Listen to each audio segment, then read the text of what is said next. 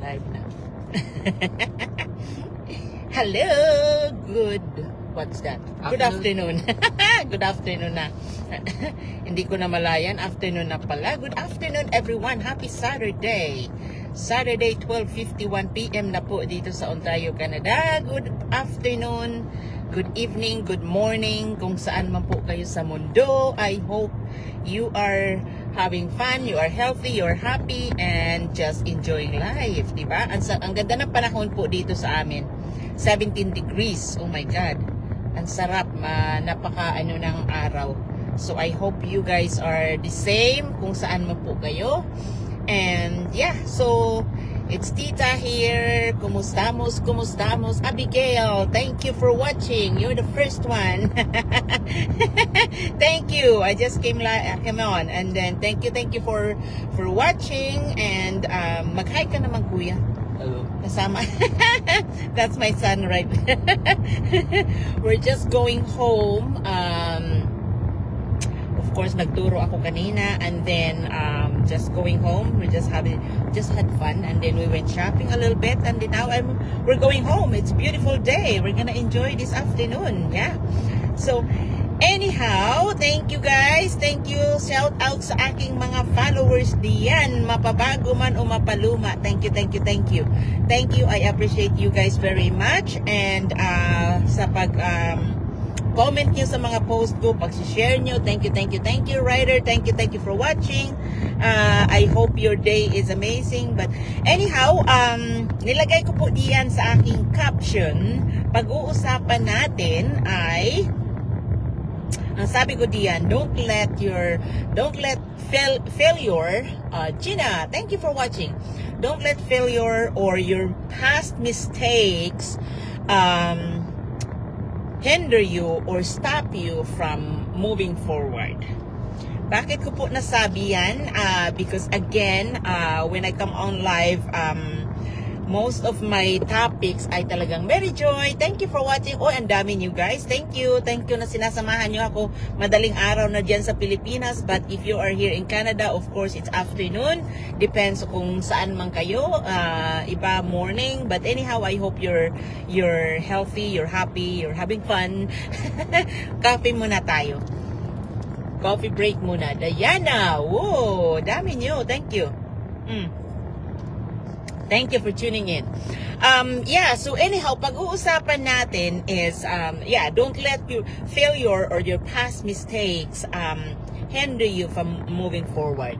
Because, there you go. I have inquiries again. MC, thank you for watching. Because why I said that, because I do speak to a lot of people na nag-i-inquire sa aking business. Kung kayo guys are aking followers, Ryder, thank you.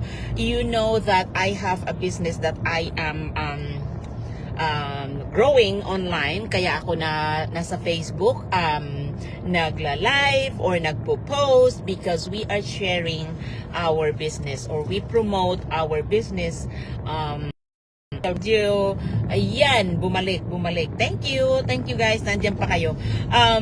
So pasensya na, ang aking internet daw is not stable. But anyhow, inspired lang yan sa aking mga kausap because I do speak to a lot of people na nag-i-inquire sa aking business, and there are lots because let's face it, ang dami-daming manloloko online, right? So I don't blame them na skeptical or talagang pinapairal nila yung previous experiences. However, kung yan ang lagi nating paiiralin, is we're never gonna move forward. So for me, because ganyan din ako, I was I was into some businesses as well before pa man ako nag-decide na talagang ito yung business na gusto ko, which is I'm grateful because dito ko talaga natagpuan na hindi lang ako kumikita ng extra, kung hindi nag-grow din ako sa sarili ko. And there are lots of positive reinforcement, positive things that happened to me since I started this online business. So we're not talking about just money here. We're talking about time, freedom. We're talking about little things na nai-enjoy ko na because I have started this business, or this business has helped me to do that. Right? So yeah, so because really fresh kaninang umaga when I woke up, of course I saw this message, and she told me that I'm gonna hold off. Mary Joy, thank you for watching. I'm gonna hold off because I was just scammed with a similar platform, meaning online business pads. Thank you for watching. Yes, I do speak to a lot of people na marami nang na-scam. Because you know why? Most people are looking into something na napaka-easy. You know? Easy money, and easy din na mawawala. Because wala tayong tiyaga na Marielle, thank you for watching. Wala tayong tiyaga na aralin or to grow. Or Jenny, thank you for watching. Oh, ang dami nyo guys. Na aralin ang business, or wala tayong tiyaga na matuto because we want easy money. No. Success or anything na talagang ma-appreciate mo sa buhay, you have to go through some process. You have to learn. Hindi yung sasabihin sa iyo, okay, invest this kind of money, this is our platform, pindot ka lang, wala kang masyadong gagawin. Or yung iba pa isasabihin sa iyo is this business you don't have to put an investment. What? Paano ka kikita kung hindi ka mag-invest ng money? No business, no legitimate business na walang puhunan. That is scam. Just right there.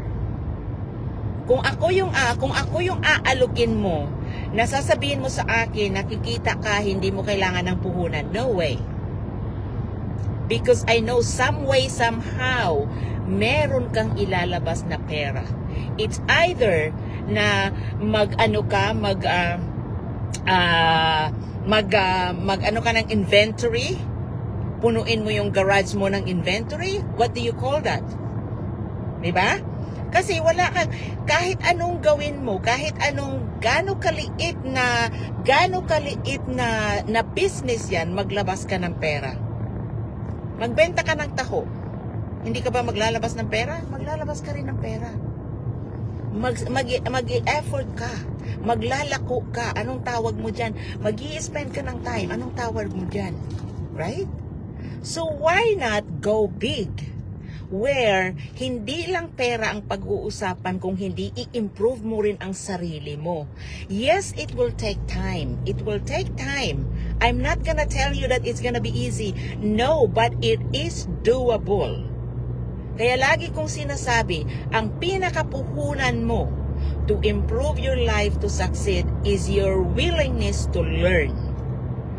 Because learning, kahit saan may apply mo yan, kisa trabaho mo, kisa business mo. Because guess what? Just think about it. Kung nasa employment ka, yes, some employment is iti-train kayo para mag-move forward or para ma-improve yung position nyo, para mag-move up kayo. But no company will allow you to go, extensive training because gusto nila na magtrabaho ka. They can hire anybody. Na mas tawag nun na experience na doon sa hinahanap nila na position. No. They won't train you extensively. No. Mas gustuhin pa nila na mag-hire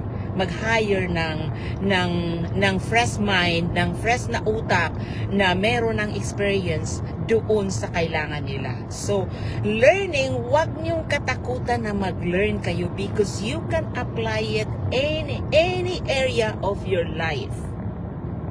So yan ang masama sa atin because for some people, because we're not willing to learn. Ang gusto lang natin easy money. Yan, easy money, easy go. Dahil hindi mo maa-appreciate yan. Hindi mo ma-appreciate yan because you don't work hard. You don't exert so much effort to it. Ilang beses na ako nakakausap na nawala ng pera because of course yan ang mentality. Gusto nila easy money. Ayan kaagad. Mag-invest ka dito. Ito yun, mga crypto, mga whatever yan.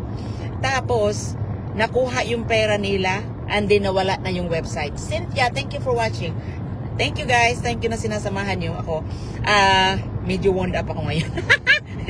But anyhow, I hope it makes sense because wag niyong isipin na kasi tingnan nyo lang, ilang beses na ako nakakarinig na yung nananalo ng loto. Ito na lang example natin, yung nananalo ng loto. Okay? So, hindi sila nag-effort doon because bumili lang ng ticket, diba? Tapos nanalo ng millions. Tapos maririnig nyo few years further, bumalik na doon sa kanyang kahirapan. Why? Because they don't know how to appreciate the money. They did not exert so much effort for that. So, hindi nila ma-appreciate yun.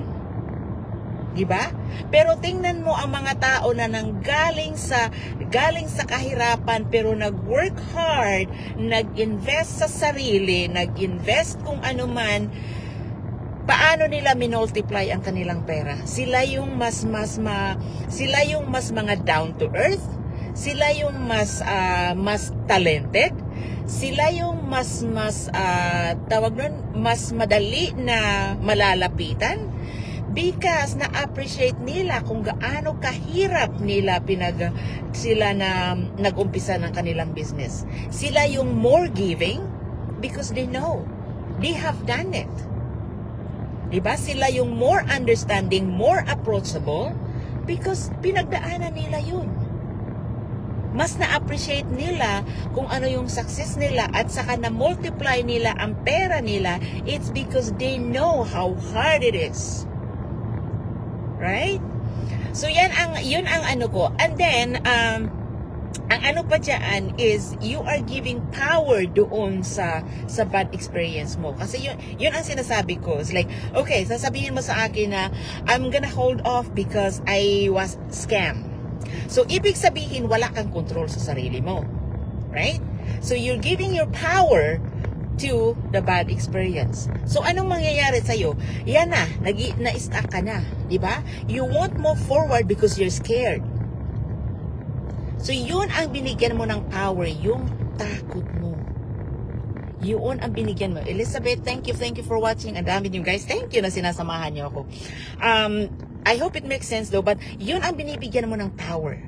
So parang nag-ano ka na, tawag nun, kinlose mo na yung utak mo na you want, you're scared to do something even if yung tawag nun, even yung opportunity na nakita mo right in front of you, alam mo na malaki ang potential, but pinairal mo ang takot mo.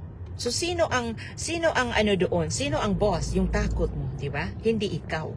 Wala kang control sa sarili mo. Ang control mo is yung outside world mo. Nasa sa atin yun. We have our power. Nasa kalooban natin yun. Yung instinct natin, yan ang ating pairalin. Because you know why I'm so open in saying these things, because I know what I'm doing. I am in a legitimate business. Wala akong takot na i-share ito because I know my business from inside out. Pag sinasabi namin na we are transparent, because we are. Our affiliate company is 51 years na po in the business, and then yung system na ginagamit namin is 9 years na po in the business, right? Ang dami-daming online business diyan na sumusulpot, and then 2-3 years nawawala. Why? Because they're not stable. They don't have the proven system. Diba? So, kaya hindi ako takot, wala akong kime na i-share sa inyo guys, because I know that the business opportunity that I'm in ay walang katulad. So anyhow, I hope it makes sense. So wag niyong bottom line talaga, don't let your past failures, mistakes stop you from moving forward. Give yourself a chance, another chance. Move forward with caution. Of course, don't think about easy money, because easy money, diyan kayo nabibiktima. Diyan kayo nabibiktima. Because you think, okay, meron ng, example na lang, meron ako nakilala. Yeah, my friend, she was asking me to join that platform. It's crypto. But I don't trust that. I don't trust that. I want real money, not currency na hindi ko nakikita. No, digital, no. So, I'm still quite traditional, but like I want it legitimate 100%. I know, because I want it. No, hindi ako pwede ng ganon. So ito yung nangyari. So she asked me, because her friend managed to retire because he was in this crypto platform. Okay, nag-earn siya ng money. So yes, so she went and invest. And you know what happened? Biglang nawala yung website. So saan mo ngayon hahanapin ang pera na ininvest mo? Diba? Na-shut down yung website. No. Wala na. So yan, kasi ang mentalidad is easy money. Dito, hindi ako magle-learn, hindi ako magti-training, hindi ako, ayan. Di lumipad ang money.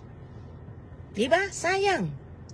So why don't you, kung magbi-business ka na nga lang, siguraduhin mo na it's legitimate, it's proven na merong nagsasucceed, hindi lang isa, kung hindi thousands.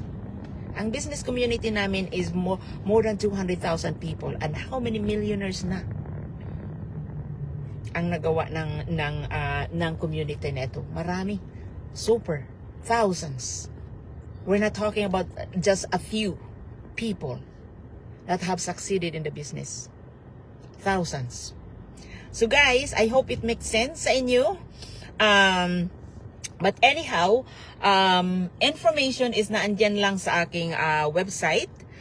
Ang aking website, naandyan sa aking business page. All you have to do, sign up with your name and email address, and then yung aming back office na po ang magpapadala sa inyo ng information na kailangan nyo. So, so yan ang kagandahan. Kailangan talaga ma-set up mo lang ang back office mo, because of course we have back office, we have things that are that we set up para pindot-pindot ka na lang after that.